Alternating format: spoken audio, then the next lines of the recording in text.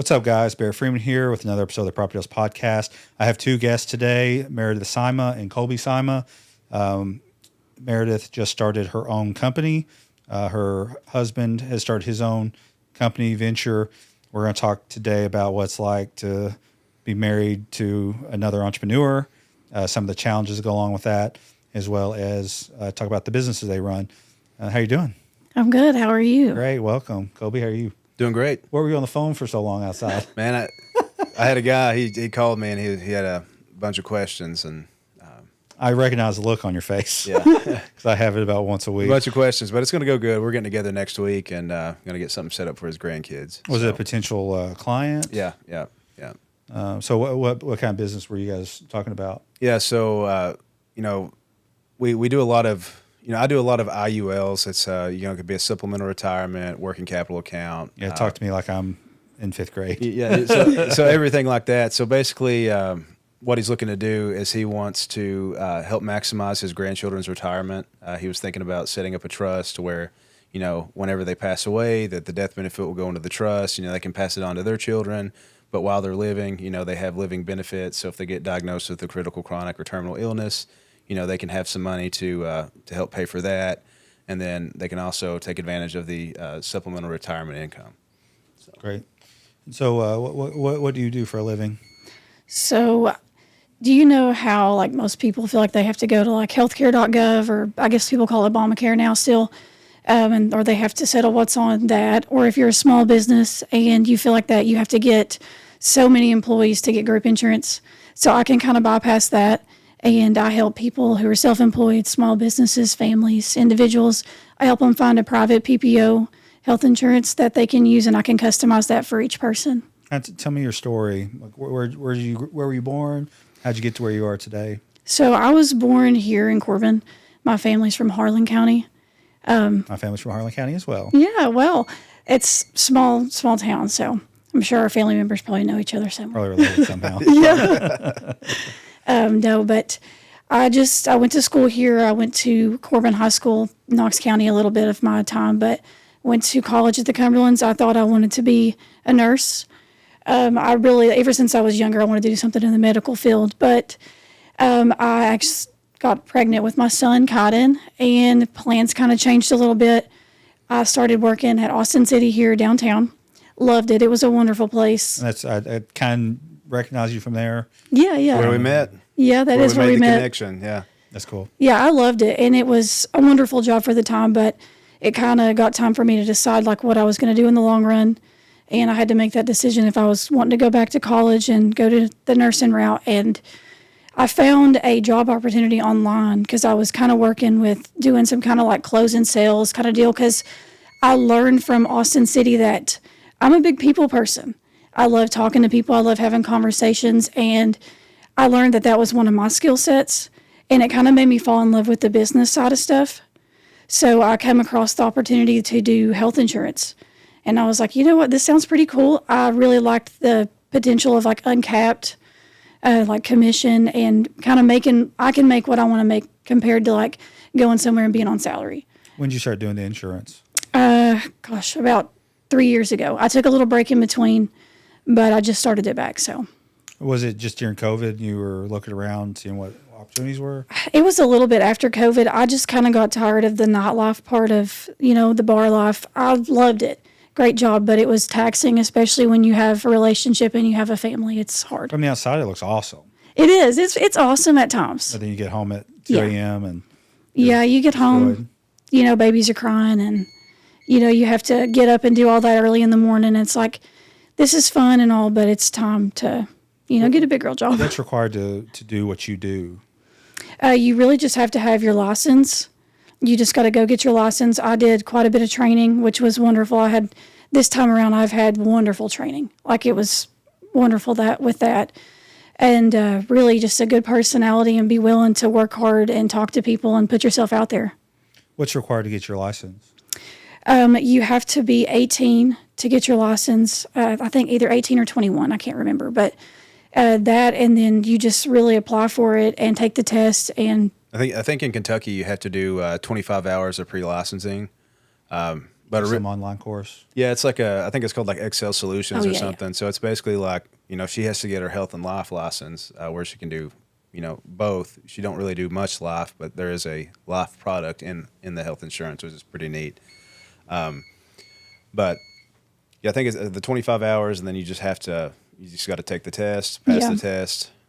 We originally actually got licensed in Texas, so when she found this job, we went down to Austin. It was actually Cedar Park, about 20 minutes north of Austin, and we worked down there for a little bit, got trained up. Really enjoyed it. It was nice to get away and see how things work down there. You just get drugged back to Corbin. Yeah. So, Family. No, yeah, but, so we had some family. It's hard to leave Corbin and not come back. Yeah, we have 3 kids, and I have split custody with my son Blake. Oh. And we took it was a really hard decision, going and saying, hey, I want to go do something where I'm uncapped. I want to do something that I really don't know many people that around here that do it, unless you work for like a franchise type company. And, we went down there and, we did have to make a little bit of a sacrifice for a couple months, but I think it was well worth it. Now we've been blessed with great mentors. Like she's got really great mentors that she talks to every day, very, very successful people they're very, they're just straight up entrepreneurs. They go out there and they kill it every day. And I've been blessed with that as well. I'm working with some really big dogs in the financial services industry. So it's great. Are these structured meetings, or do you just reach out when you have a question? We do structured meetings, and then I can reach out whenever, but which I do. I aggravate them so bad because it's important to really to learn. I want to learn. I want to get as much knowledge from these people as possible because they're successful, and I want to be just as successful, if not more successful, that they are. So every bit of information that they're going to give me, I'm going to take it and absorb it like a sponge. I'm the same way, and I try to be generous with my time, and you'll find yourself 5-10 years from now, both of you guys will be super generous with your time because it's like to just start out and try to figure this stuff out. Business is so hard. It is. It's a reality check for real. It's something that you think that, you just go start this or you just do that. And you can, and I encourage anybody to go do it. But knowing that there's so many sacrifices that people don't realize that you have to put into doing all that, it's a lot and it's hard. Have you found that it's feast or famine with the money coming in? Yeah. You have to really, whenever you start making that first little bit of money, it's easy to say, I want to do this, or I want to do that, or I want to buy this. But we've kind of trial and error learned that you can't right off do all the nice things, do all the things that you really want to do. You have, we work from home for a lot of the time. We really wanted an office. That was something big we wanted, but you have to learn that the money that is coming in at that first little bit, you have to just put it right back into everything. You guys ever get your office, or you guys still work from home? Well, we have an office right now, and then we're also still working from home a little bit just because we have 3 kids. So it's we can't both be at the same place at the same time a lot of times. Now, when school starts back, it'll be a little easier, but we have a new baby, so it's... Yeah, so, we have great babysitters. We have great family that has definitely helped out, with babysitting the kids, but that's not something that you just want to throw on them. They're not going to say no, but you don't want them to feel obligated. So we have been blessed with that. They're able to, right now, they're watching the kids. We're here shooting this, they're watching the kids, but we realize we both got an office space right out of the gate, and I guess it goes back to that work-life integration, right? So if it's not working and, we're both struggling to get to the office at the same time, well, what can we do to where we can both work? So, what we did is we set up an office space in our room, and we still have an office space. We're renting off of Tommy Black at Remax, so we're right on Main Street. And so one day I'll go to the office, one day she'll go to the office, and then, we still have that computer at home. We can watch the kids, and it's working out pretty well. We actually that was one of our big struggles, these past couple of weeks, and we just started that a few days ago. I think it's going to be a lot better. It's working good so far, anyway. Yeah, we'll see. And do you still have some kind of day job, or is this your full? This is my full time. How long have you been able to do this full time?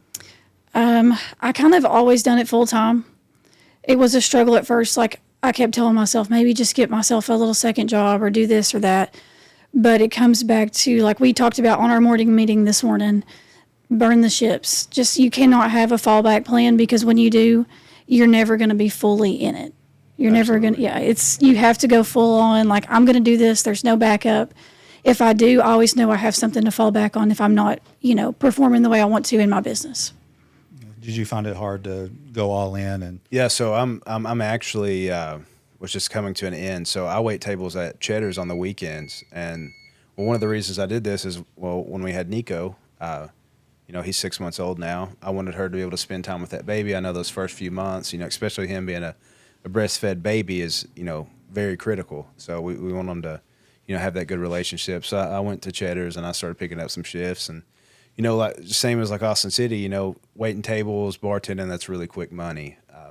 I didn't want to get back into the bar side of it, and Cheddar's is pretty flexible with me, so it works out. But it is coming to an end, and that's one thing that we've talked about is like, hey, the time that you're there, what could you be doing? How many more people could you be reaching out to? How many new people could you be meeting? How many people could you be helping? And so it's coming to an end. I think that this weekend will probably be my last. So until you need it, I guess. Until I need it, yeah. We all have that same, everyone in entrepreneurship has that same exact thought process. There's no right answer either. Everyone's a little bit different. I still do law 25% of the day, and it's gotten to the point where the real estate side and investing side has definitely eclipsed that. Mm-hmm. But it's like, how do you walk away from like the quick, easy money? Yep. It's really hard. How much more will I be making on real estate if I wasn't doing law? Like, I've been thinking about it for years. Yeah. And and I don't have an answer for you as far as when I'll be done with the law. I also enjoy it. Yeah. There's a fun thing to the bar scene and the restaurants. I mean, it's not like it's torture, but you do have to sometimes you only have so much hours in the day. Yeah. And like, where can you be spending that time, like elsewhere in your business? Because I've thought about going back too to do something else, but I just think for me right now, it's just not in the cards. I really want to grow and pursue my business. Yeah. I mean, it just comes down to sacrificing. I mean, you have to, like, you might be able to, maybe you can't go out and go on a huge vacation or, go out to eat a couple times a week. But if you can sacrifice those things and realize and, delay that gratification and understand, hey, if I put in the effort now, it's going to be worth it in the long run. And I think a lot of people, or I feel like most people in the world that we're living in, we live in this, I've heard it called like a microwave society. Everybody wants stuff quick. And that's the thing about waiting tables is you get quick money. You're just not building anything there. You're not building anything. I did take it. I wouldn't say take advantage of it, but I am using it. Like I always tell people what I do. I have a day job. This is what I do.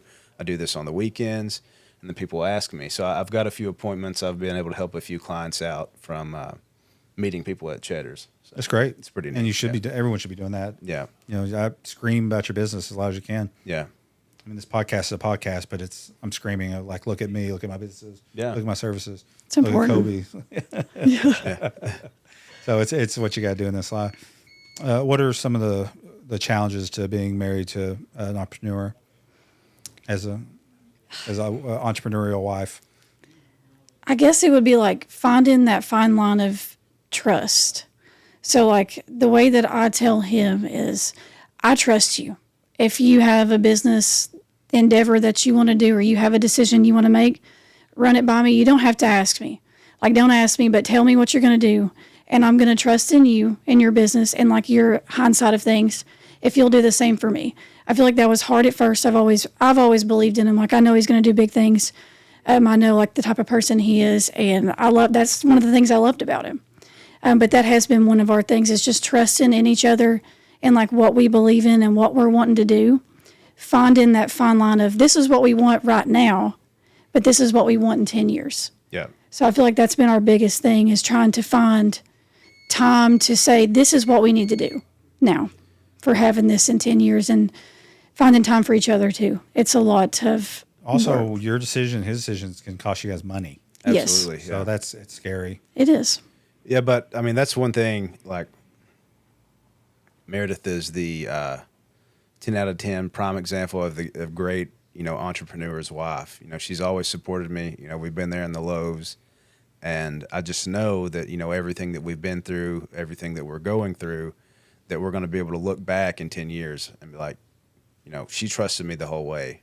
She also understands what it means to be an entrepreneur or doing it herself. Yeah. You're never going to find someone more empathetic to your needs like another entrepreneur. Yeah. And then there's that fine line of, I know what she tells me she wants to do. She knows what I tell her that I want to do. And they're like, we are in a relationship, we are married, but we have to sort of have a check, right? Hey, babe, you said you're going to do this. Why aren't you doing it? Or, hey, honey, why aren't you doing this? You said you're going to do that. So holding each other to those commitments without being like a boss, because I'm not her boss. She's not my boss, but, we're just, you got to try to figure out how to micromanage each other is kind of what I would say, just because, like, if you're not doing something that I know, like, you're not making 50 calls today. Hey, you need to wake up, make your 50 calls, and get it done, because you're going to be down on yourself if you don't. And he does the same thing for me. Yeah. My wife and I never have those conversations. She's not an entrepreneur. She's a student. She'll be a doctor one day, but there's never holding each other accountable. She doesn't even know what I do 12 hours a day. Yeah. And when I get home, I don't want to tell her. I just don't have the energy. Yeah. I just kicked ass all day. I'm not trying to like relive it. Yeah. My brother and I have talked about that for years. I don't know if you guys go through that same thing. Man, I'd say one struggle that we do have is like I'm the type of person, if I get something on my mind, I cannot stop thinking about it until it happens, until I make it happen or start taking action. And like I'll have all this and I'll be talking and she'll be like, honey, can we just talk about something else? And I'm like, I understand that. Yeah. That's after we've talked about it for an hour, though. Yeah. I let you rant about it for a long time before. Yeah. And then I find myself trying to, like if I'm trying to, maybe I should start doing this. What do you think? And then I'm asking her and I'm asking AI. And she's like, honey, you already know the answer. Just do it. Like, you're already going to do it. Just do it. Like, stop second guessing yourself. Staff will stop that, though, as far as having to talk to each other for an hour about the decision. I used to talk, you sound like I did 8 years ago, but now I've got Rofio, my sales agent. She's right there on the wall right there. But yeah, so now she gets that. Yeah. Me running ideas by her for an hour, or strategizing, or she holding me to account, or me holding her to account. Yeah. Staff will help with that. Right now, you guys don't have any staff. It's just each other trying to get it started. Yeah. Awesome. Any other challenges you want to bring up? Because I want to shift gears to the Main Street Mingle. I would say that schedule, aligning our schedules, Oh, gosh. getting, spending time with the kids, spending time with each other without the kids. And that's a tough one right there. Yeah. And then, just being able to, like, if she's got an appointment, we had to connect our calendars. It got wild for a minute because she's like, I got an appointment at 1. I'm like, I got an appointment at 1:15. So I was like, how do we connect these calendars? So we got our calendars connected now. It's a lot better. But that's one thing, if you are a couple that is in business, definitely get your schedules connected right out of the gate, because there will be a lot that happens. You don't want to be pushing people back because, she has an appointment and I don't want to, or she don't want to be pushing people back because I have an appointment. So we have to sit there and say, hey, this is what we got to do. This is the time we're going to spend with the kids. And, her being a mom that was able to just, hang out with the kids, while Nico was small and, with our other 2 kids, like we're in the point right now where we realize we cannot feel bad that we have to take a little time away from the kids so we can give time to ourselves and we can put time into our business. Because if we're putting more time into our business and we're keeping our relationship strong, not only are we being a good role model for the family, but we're growing something that our kids are going to benefit from later on down the road. Yeah. Me and my wife do not share a calendar. Yeah. And in fact, actually, it would help. Yeah. Google Calendar, man. Yeah, I recommend. Yeah. I share a calendar with my managers. But, Yeah. Basically, I just get home when I get home. And we just had a child in April, and my wife's just kind of doing school and keeping him alive until. Yeah. Keeping them Congrats. I didn't alive know is that, man. it's a lot. It is. They're crazy. All right. July 29th, 5 p.m. at Harvey's. Be there. That's right. All right. I'm going to wrap it up now. But Be I there. really appreciate guys coming on to my podcast. Yeah, I thank you appreciate for having me, us. man. Yeah, it was super fun. Yeah, We'll do more. There's no reason not to. Yeah. I'd love to. Yeah. You guys always have new stuff going on. Absolutely. That's just business. Yes. This has been another episode of the Property Tales podcast. Thanks for joining us. We'll see you next time.